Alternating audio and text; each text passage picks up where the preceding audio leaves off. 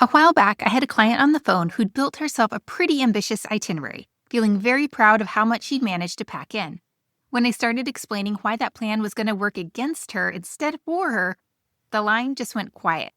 Enough that I actually said, "Hello, are you still there?" She was. She just said, "Wait, aren't you supposed to tell me every island is amazing and I should see as much as possible? And I should see as many as possible?" Nope, not the job. My job is telling people the truth about what actually makes a trip good, even when they didn't call hoping to hear it. So today I'm airing out all the opinions that tend to get me that exact reaction. Some of these come straight off of client calls. Some come from my own trips going sideways in a very specific ways. And one of them involves a place a lot of people treat as sacred to their Hawaii vacation. I've been sitting on that one for years. Stick around for it.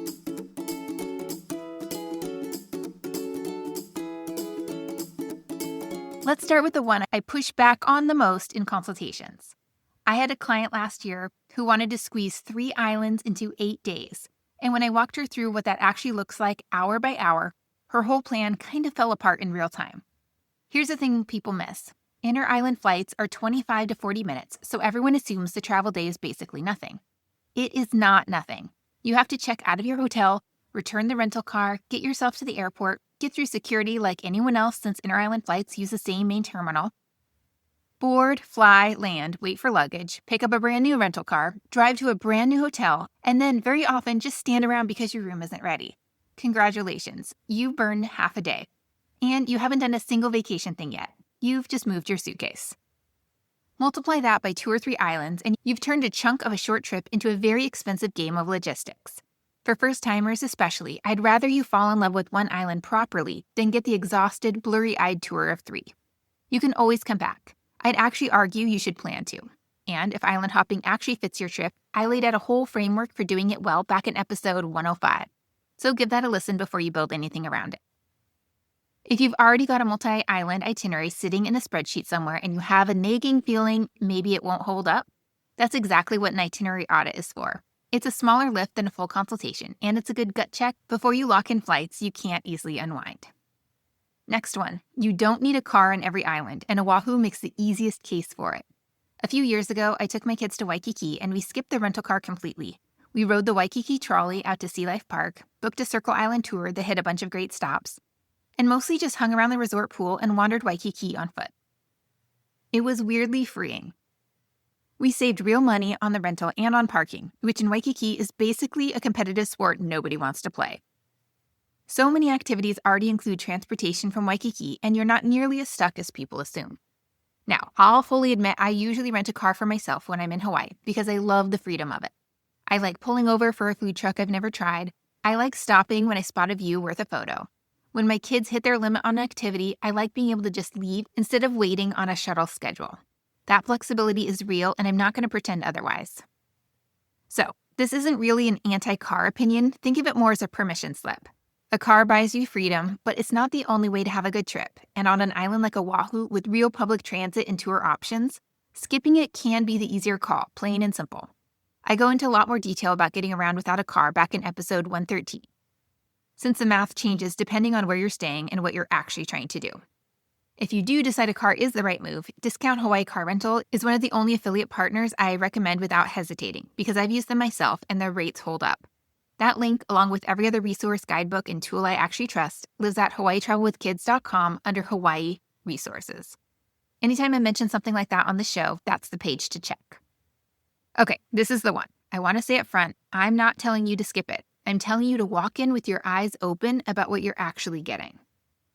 I've been going to the Polynesian Cultural Center since I was a teenager, and after doing hula for over 20 years and spending real time in cultural spaces both here and abroad, I don't think it's aged well.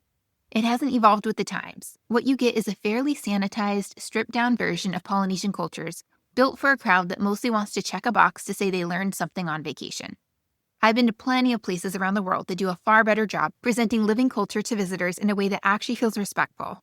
When I'm at PCC, I feel like a tourist, and not in a good way. It doesn't feel authentic. It feels like a show built around the idea of education rather than the real thing. There's a real difference between watching a performance and actually being let into something. When I'm at a hula event where I know the halau, I understand what a specific movement is telling a story about. That's worlds apart from watching a choreographed number designed to move a few hundred people through a dinner show on a schedule. One is culture, the other is entertainment wearing culture like a costume. And they can look almost identical from the audience if you don't know what you're looking at. If you go in expecting a polished, family-friendly show and you manage your expectations accordingly, you might have a perfectly pleasant day. Just don't go in thinking you're getting a real education in Polynesian culture, because that's not really what's on the menu anymore. This next one comes up constantly on consultation calls, and it's Pearl Harbor. I can't tell you how many times somebody gets a little sheepish on the phone and says something like, "We should probably add Pearl Harbor, right, since we're supposed to?" What I'm actually hearing underneath that is someone who doesn't really want to go, but also doesn't want to field questions from their coworkers about why they skipped it. Pearl Harbor is an incredible place if you're someone who's actually drawn to that history, or to aviation, or to memorial sites in general. But I've watched it go badly for a lot of different travelers. Families with little kids overheating after hours on concrete in the sun, teenagers who complain the whole time because all they want is the beach, couples on a romantic getaway who didn't really sign up for a history lesson, people who just aren't museum people, which is a completely fine thing to be. It's okay to leave it off your itinerary. That doesn't mean you'll never go. It just means this particular trip might not be the one for it. And that's a much easier conclusion to reach out loud with another person than to talk yourself into it from a blog post. It's a big part of why people book a consultation with me in the first place, not because they need someone to hand them a checklist, but because they need permission to skip the stuff that isn't going to serve their specific group. If that sounds like you, that link is at hawaiitravelwithkids.com under Hawaii Travel Consultant. And if you do want to go, I get into the history and the visitor logistics back in episode 22. Okay, over to Maui. I'll admit it. We don't drive the road to Hana on every single trip, and I don't think you need to feel obligated to either. It's a legitimately fun drive, and I covered how to actually plan it back in episode 31. But it's not for everyone, and nobody's Maui trip is a failure for skipping it. My kids have gotten carsick from the hairpin turns. I've come away with a headache from staring so hard at the road while the sun blasts through the windshield for hours straight. If you've only got 3 or 4 days on Maui, handing over a full day to driving, most of which is just getting there and back, might not be the best use of your time. Go if it actually appeals to you. Don't go because it's on every list of things you're supposed to do in Hawaii. And if part of you wants a taste without committing the whole day, you don't have to go all in.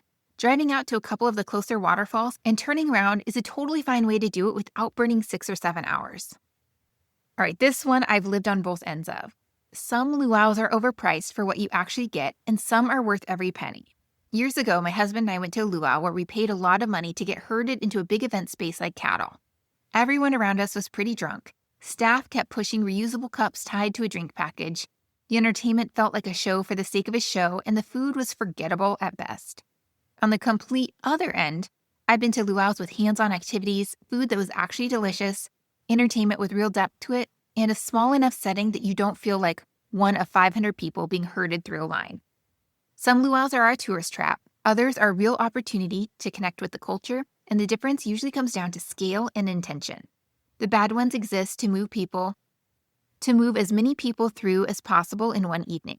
The good ones cap their numbers, build in time for guests to actually try something, whether that's a craft or a cooking demonstration, and the entertainment comes from performers who clearly care what they're telling you, not just hitting their marks.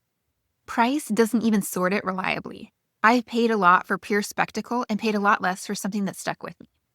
I've broken down specific luaus island by island in earlier episodes, starting with episode 6 and continuing through the island-specific rankings, including episode 95 for Oahu. So if you're trying to figure out which category of luau your eyeing actually falls into, that's a good place to start. All right, here's one that goes against a lot of Hawaii travel content, and I've had a wave of clients prove it to me lately. In the past month alone, 5 separate clients have come to me planning around the Norwegian cruise line Pride of America.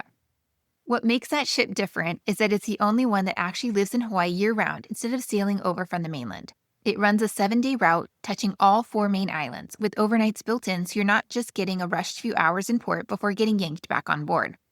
Most of my clients doing this cruise fly into Oahu a few days ahead of their sail date, knock out some activities on land, and then let the ship take over from there. It's a seriously smart option for first-timers who want a taste of every island so they know exactly where to come back and spend real time. It solves the packing and unpacking headache that comes with island hopping by plane, since your room just comes with you. And it takes the pressure off figuring out where to eat every single night, which trips people up more than they're ever going to admit. Will it give you the depth of staying put on one island for a week? No. But that's not really what a cruise is for, and I don't think it deserves the eye roll it sometimes gets from more seasoned Hawaii travelers. All right, last one, and this is more of a confession than a hot take. I have an ongoing tug of war with myself about what I share on this podcast, on Instagram, and on the blog, and it really splits into two different categories. A small locally owned restaurant or shop that could use more customers, I will shout that from the rooftops all day. That's the kind of attention that actually helps the place and the people running it. But a specific beach, a hiking trail, a waterfall, a photo spot tucked off some unmarked road, I've gotten a lot more careful about naming those outright, and it's not only about over-tourism in the abstract. A lot of those so-called hidden gems making the rounds on TikTok right now are either on private property, people are hopping past no trespassing signs to reach, or they've actually been flagged hazardous for a reason that nobody mentions in the video.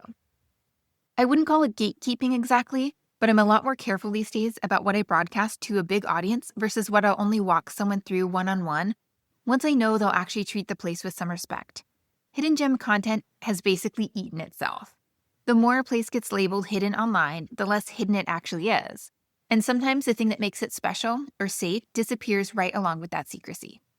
I talked about the same tension from a different angle in episode 104 on slowing down instead of chasing the next photo op. So if this one struck a nerve, that's a good follow-up listen. If you ever notice me being a little vague about a specific spot on the show, now you know why. If there's a thread running through everything I've said today, it's this. A lot of Hawaii travel advice gets treated like a checklist everyone's supposed to complete the same way, and I just don't buy it. A good trip isn't about how many boxes you checked. It's about whether it actually fit the people you brought with you. All right, that's my list. I'd love to know which of these you agreed with and which ones had you arguing with me out loud in your car. Come find me on Instagram at Hawaii Trip Kids and tell me where you land. And if you've got a draft itinerary sitting around that could use a second opinion, that's exactly what the itinerary audit is for over at hawaiitravelwithkids.com under Hawaii Itinerary Review. Talk soon. Aloha.